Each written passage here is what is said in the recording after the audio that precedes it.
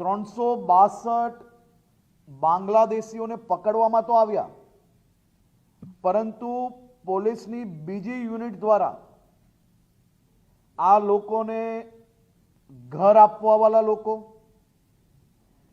આ લોકોને નોકરી આપવાવાળા લોકો, આ સૌ લોકોને અહીંયા કોણ રાખતું હતું તેની બી તપાસની કામગીરી આગળ ચાલી રહી છે। જેમ કે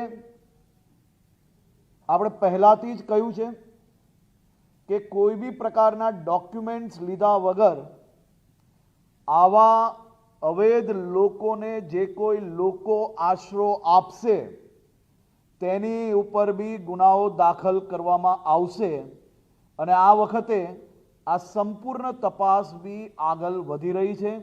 જે ઇન્ડસ્ટ્રીઝે આ લોકોને નોકરી આપી હશે અને પોલીસની અંદર એમના વેરિફિકેશન માટે ડોક્યુમેન્ટ્સ નહીં મોકલ્યા હશે તેમની ઉપર બી કડક કાર્યવાહી કરવામાં આવશે।